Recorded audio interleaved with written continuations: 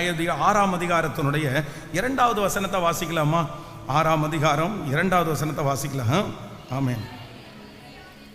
மீதியானியர்களின் கை இஸ்ரவேல் மேல் பலத்து கொண்டபடியினால் இஸ்ரவேலர் புத்திரர் மீதியானியர்களின் நிமித்தம் தங்களுக்கு மலைகளில் உள்ள கெபிகளிலும் குகைகளிலும் அரணான ஸ்தலங்களிலும் அடைக்கலமாய் கொண்டார்கள். அடுத்த வசனம், இஸ்ரவேலர் விதை விதைத்திருக்கும் போது மீதியானியரும் அமலேக்கியரும் கிழக்கத்தி புத்திரரும் அவர்களுக்கு விரோதமாய் எழும்பி வந்து அவர்களுக்கு எதிரே பாளையம் இறங்கி காசாவின் எல்லை மட்டும் நிலத்தின் விளைச்சலை கெடுத்து இஸ்ரவேலின் ஆகாரத்தையாகிலும் ஆடு மாடுகள் கழுதைகளை ஆகிலும் வைக்காதே போவார்கள். அவர்கள் தங்கள் மிருக ஜீவன்களோடும் தங்கள் கூடாரங்களோடும் வெட்டுக்கிளிகளை போல திரளாய் கூடுவார்கள். அவர்களும் அவர்கள் ஒட்டகங்களும் எண்ணி முடியாதிருக்கும். இந்த பிரகாரமாக தேசத்தை கெடுத்து அதிலே வருவார்கள். இப்படி மீதியானியராலே இஸ்ரவேலர் மிகவும் சிறுமைப்பட்டார்கள். அப்பொழுது இஸ்ரவேல் புத்திரர் கர்த்தரை நோக்கி முறையிட்டார்கள். இஸ்ரவேல் புத்திரர் மீதியானியர் நிமித்தம் கர்த்தரை நோக்கி முறையிட்ட போது கர்த்தர் ஒரு தீர்க்கதரிசியை அவர்களிடத்திற்கு அனுப்பினான். அவன் அவர்களை நோக்கி, இஸ்ரவேலின் தேவனாகிய கர்த்தர் உரைக்கிறது என்னவென்றால், நான் உங்களை எகிப்திலிருந்து வரவும் அடிமைத்தனத்து வீட்டிலிருந்து புறப்படவும் செய்து எகிப்தியர் கையினின்றும் உங்களை ஒடுக்கின யாவர் கையினின்றும் உங்களை ரட்சித்து அவர்களை உங்களுக்கு முன்பாக துரத்தி அவர்கள் தேசத்தை உங்களுக்கு கொடுத்து நான் உங்கள் தேவனாகிய கர்த்தர் என்றும் நீங்கள் குடியிருக்கும்படி அவர்கள் தேசத்தில் உள்ள எமோரியருடைய தேவர்களுக்கு பயப்படாதிருங்கள் என்றும் உங்களுக்கு சொன்னேன். நீங்களோ என் சொல்லை கேளாமல் போனீர்கள் என்று சொன்னார். அதற்கு பின்பு கர்த்தருடைய தூதனானவர் வந்து அபிகேலியனான யோவாசின் ஊரானாகிய ஓப்ராவில் இருக்கும் ஒரு கர்வாலி மரத்தின் கீழ் உட்கார்ந்தார். அப்பொழுது அவனுடைய குமாரனின் கிதியோன் கோதுமையை மீதியானியருடைய கைக்கு தப்புவிக்கிறதற்காக ஆலைக்கு சமீபமாய் அதை போரடித்தான். கர்த்தருடைய தூதனானவர் அவனுக்கு தரிசனமாகி, பராக்கிரமசாலியே, கர்த்தர் உன்னோடு கூட இருக்கிறார் என்றார். நல்ல கரங்களை முழு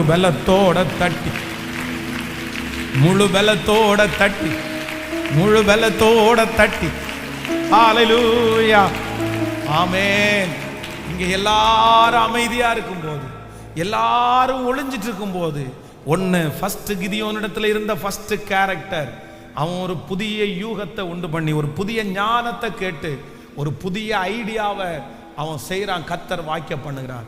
2வது வேதம் சொல்லுது, நான் நம்புறேன் இந்த கிதியோன் மேல ஆண்டவர் இவ்வளவு பெரிய இரக்கத்தை வைக்கிறதுக்கு காரணம் என்ன அப்படின்னு சொன்னா, எல்லாருமே என்னால ஒண்ணும் முடியாதுன்னு சொல்லும்போது தன்னை குறித்து ஒரு பெரிய வெளிச்சம் உள்ளது யார் அப்படின்னா கிதியோன். நான் நம்புறேன் இந்த 8வது நாள்ல இந்த வார்த்தைக்காக உங்களுக்காக ரொம்ப ஜெபிக்கிறேன். நீங்க எப்ப வளருவீங்க தெரியுமா? நீங்க எப்ப சந்தோஷமா வாழ்வீங்க தெரியுமா? உங்களை குறித்து ஒரு வெளிப்பாடு முதல்ல உங்களுக்கு தேவை. நீங்க யாருன்னு உங்களுக்கு தெரியணும். இதுவரைக்கும் நீங்க யாருன்னு உங்களுக்கு பிசாசு எப்படி தெரிய வச்சிருக்கான் தெரியுமா? நீ விழுந்து போறவா, நீ எழும்ப மாட்ட, நீ இப்படி, நீ கஷ்டம். உங்களை குறிச்ச ஒரு தெளிவான வெளிப்பாட இந்த கவனிங்க, இந்த இஸ்ரவேல் ஜனங்கள் இருக்காங்கல்ல, குகைகள்ல போய் ஒளிஞ்சாங்கல்ல, இவங்களுக்கு யாருக்குமே தங்களை குறிச்சு என்ன இல்லை? தங்களை குறிச்சு ஒரு வெளிப்பாடு இல்லை. தங்களை குறிச்சு ஒரு பெரிய நம்பிக்கை இல்லை. தங்களை குறிச்சு ஒரு பெரிய கான்ஃபிடென்ட் இல்லை. தான் ஆராதிக்கிற தேவனை குறிச்சு ஒரு நம்பிக்கை இல்லை. நான் யாரை ஆராதிக்கிறேன், நான் யாரு, கர்த்தர் என்னை எப்படி உண்டு பண்ணாரு, என்னை குறித்தும் ஆண்டவரை குறிச்சும் அறிவு அவங்களுக்கு இல்லை. எல்லாம் போய் ஒதுங்கிட்டாங்க. ஆனா இந்த கிதியோன் ஒருத்தருக்கு மட்டும்தான், எனக்குள்ளே இருக்கிறவர் பெரியவர், உலகத்தில் இருக்கிறவனை காட்டிலும் எனக்குள்ளே இருக்கிறவர் பெரியவர், எனக்குள்ள ஒரு பெரிய சக்தியை கர்த்தர் வச்சிருக்கிறார், எனக்குள்ள கர்த்தர் ஒரு பெரிய அபிஷேகத்தை வச்சிருக்கிறார், எனக்குள்ள கர்த்தர் ஒரு பெரிய உயர்வை வச்சிருக்கிறார். நான் அடுப்படியிலே கடந்தாலும் என்னை பொன் சரக்காய் மாற்றுகிற என்னுடைய தேவன் என்னோடு கூட இருக்கிறார்.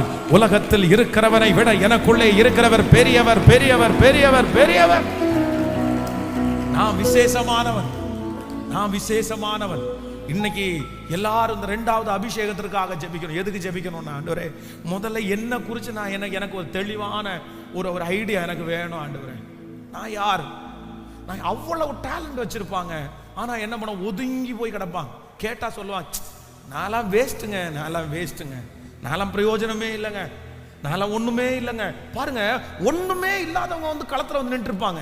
ஆனா இவங்க என்ன அவ்வளோ திறமை வச்சுட்டு, அவ்வளோ ஐடியா வச்சுட்டு, அவ்வளோ தைரியத்தை வச்சுட்டு, ஒன்றும் இல்லைன்னு உங்களை தாழ்த்துறது பிரச்சனை இல்லை, தாழ்த்துறது பிரச்சனை இல்லை. ஆனா என்ன அறிவு வேணும் அப்படின்னு சொன்னா, எனக்குள்ளேயும் ஒரு தேவன் இருக்கிறார், எனக்குள்ளேயும் ஒரு அபிஷேகம் இருக்குது, எனக்குள்ளேயும் ஒரு வல்லமை இருக்குது. என்னையும் பயன்படுத்துறதுக்கு ஆண்டவரால முடியும், என்ன தூக்கி எடுக்கிறதுக்கு ஆண்டவரால முடியும், என்ன கொண்டு 10 பேரை ஆசீர்வதிக்கிறதுக்கு ஆண்டவரால முடியும். ஹல்லேலூயா. இந்த மீதியா இந்த இஸ்ரவேல் ஜனங்கள மாதிரி நீங்க இருக்காதீங்க. யார மாதிரி இருங்க? கிதியோன மாதிரி இருங்க. அவ்வளவு ஒரு உள்ள என்ன இருக்குது, ஆனா உள்ள பயம் இருக்குது. ஆனா என்னன்னா, இவங்க எல்லாரும் மாதிரி நான் கிடையாது, இவங்க எல்லாரும் மாதிரியும் கிடையாது. எனக்கு தெரியும் வேதத்துல வந்து ஒரு மிகப்பெரிய தீர்க்கதரிசி யார் அப்படின்னா எலியாவா ஆண்டவர் வந்து எடுத்துக்கொள்றது எப்படி எடுத்துக்கொண்டார் அப்படின்னு சொன்னா, கர்த்தர் சுழல் காட்டிலே எடுத்துக்கொண்டார். எலியா மரணத்தை பார்க்கல, சுழல் காட்டிலே தன்னை எடுத்துக்கொள்ளுவார் என்கிற அந்த ஞானம் எலியாவுக்குள்ள இருந்துச்சு அப்படின்னு சொன்னா, ஏசபேல் மிரட்டுக்கு எலியா கண்டிப்பாக என்ன பண்ணிருக்க மாட்டாரு? சொல்லுங்க. எலியா வந்து ஏசபேல் மிரட்டும் போது நான் யாருன்றத மறந்துட்டாரு. நீ யாரு? நீ எவ்வளவு பெரிய ஆளு? நீ எத்தனை பெரிய அற்புதத்தை கர்த்தர் மூலமா செஞ்சிருக்கிறாரு. பாகாலுக்கு முன்பாக நிற்கும் போது அத்தனை தீர்க்கதரிசிகளுக்கு விரோதமா நின்று எதிர்த்த இந்த மனுஷனுக்கு இப்ப ஏசபேல் என்கிற ஒரு மனுஷி வந்து நாளைக்கு நேரம் உன் தலை இருக்காதுன்னு சொன்ன உடனே நான் யாருன்றதே மறந்துட்டார். நான் யாருடைய பிள்ளை, என்னத்துக்காக கர்த்தர் அபிஷேகம் பண்ணி இருக்கிறாரு, என்ன கொண்டு கர்த்தர் என்னென்ன செய்ய போறாருன்ற ஒரு தெளிவு எனக்கு என்னைக்கு கிடைக்குதோ அன்னைக்கு நான் சவாலை சந்திப்பேன், அன்னைக்கு நான் பிரச்சனையை சந்திப்பேன், அன்னைக்கு நான் பயப்பட மாட்டேன், அன்னைக்கு நான் வந்து களத்துல நான் நிப்பேன், அன்னைக்கு தைரியமா நிப்பேன். ஏன்னா என்ன அழைச்சவர் பெரியவர், எனக்குள்ளே இருக்கிறவர் பெரியவர், என்னை நடத்துகிறவர் பெரியவர். நான் சொல்றேன், இங்க இருக்கிறவங்க சாதாரணமானவர்கள் கிடையாது. இந்த சத்தத்தை கேட்கிற நீங்க சாதாரணமானவங்க கிடையாது. இயேசு உங்களுக்குள்ள இருக்கிறார், வல்லமையுள்ள தேவன் உங்களுக்குள்ளே இருக்கிறார், அவர் கொடுத்த அபிஷேகம் உங்களுக்குள்ளே இருக்கிறது, மகிமை உங்களுக்குள்ளே இருக்கிறது. நீங்க அடுப்படியில கிடக்கிறவங்க, ஆனா கர்த்தர் உங்களை பொன் சரகா மாத்த போறாரு. உங்க முழங்கால் விலையேற பெற்றது, உங்க ஜெபம் விலையேற பெற்றது. எவ்வளவு காரியத்தை கர்த்தர் செஞ்சிருக்கிறாரு.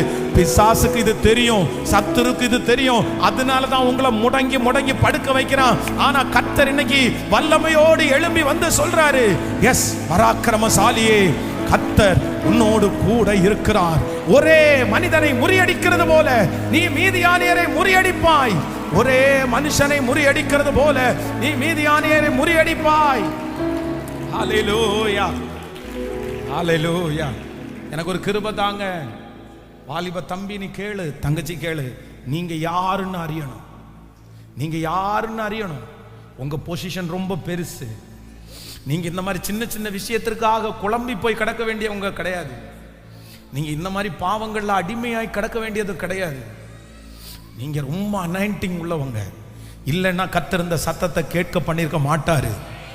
இந்த சத்தம் உங்க காதுகளில் விழுது அப்படின்னு சொன்னா, நான் நம்புறேன் உங்க மேல ஆண்டவருக்கு ஒரு பெரிய திட்டமே இருக்குது, பெரிய பிளானே இருக்குது, பெரிய நோக்கமே கர்த்தர் வச்சிருக்கிறாரு. ஹல்லேலூயா. ஆண்டவரே எனக்கு ஒரு கிருபை தாரும். அத்தனை பேர் அப்படி அமைதியா இருந்தாலும் இவனுக்கு மட்டும் ஒரு அறிவு இருக்குது. சரி போலாம், போய் நிக்கலாம், பார்த்துக்குவோம், எது வந்தாலும் பார்த்துக்கலாம். பயம்தான் இருக்க தான் செய்யும். ஆனாலும் ஒரு சின்ன பிளான் பண்ணிட்டு போய் நிற்போம், நம்ம ஜெயிச்சிருவோம் அப்படின்ற என் கூட கர்த்தர் இருக்கிறாருன்ற அறிவு. யார் என் கூட இல்லாட்டியும் பரவாயில்ல. நீங்க யாருக்கு பயப்படணும், யாருக்கு அஞ்சணும், எதுக்கு நீங்க பயப்படணும், எதுக்கு நீங்க வருத்தப்படணும்? எனக்குள்ளே இருக்கிறவர் பெரியவர். எத்தனை பேர் ஜெபிக்க போறீங்க? எத்தனை பேர் இந்த வார்த்தையை கேட்க போறீங்க? ஆண்டவருக்கு எழுமி நிற்கலாமா கர்த்தர் சமூகத்தில்? Thank you Jesus, thank you holy spirit, Thank you, Holy Spirit.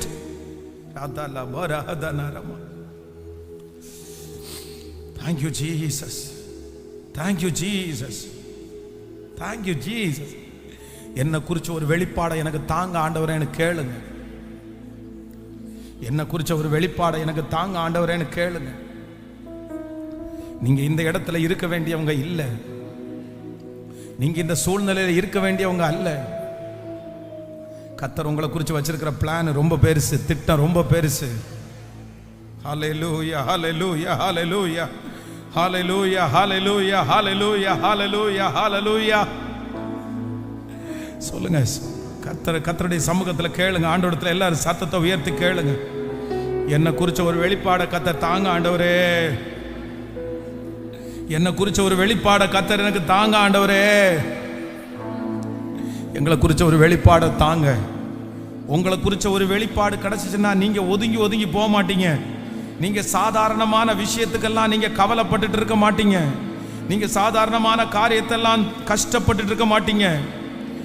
உங்களை குறிச்ச ஒரு வெளிப்பாடு வரட்டும். கைகளை மேல உயர்த்தி சத்தமாய் ஆண்டவரிடத்துல சொல்லுங்க, இயேசுவே என்னை குறித்த அந்த வெளிப்பாடை கர்த்தர் எனக்கு காண்பீங்க ஆண்டவரேன்னு கேளுங்க. ஹல்லேலூயா, ஹல்லேலூயா, ஹல்லேலூயா, ஹல்லேலூயா. கர்த்தருடைய திட்டம் நிறைவேறுகிற வரைக்கும் என்னை யாரும் அழிக்க முடியாது. கர்த்தருடைய திட்டம் நிறைவேற வரைக்கும் என்னை யாரும் கொல்ல முடியாது. இந்த வெளிப்பாடு உங்களுக்குள்ள இருந்துச்சுன்னா நீங்க யாருக்கும் பயப்பட மாட்டீங்க. பயப்பட மாட்டீங்க. உங்களுக்குள்ள யார் இருக்கிறார் என்ற வெளிப்பாடு உங்களுக்கு கிடைச்சுன்னா நீங்க பயப்பட மாட்டீங்க.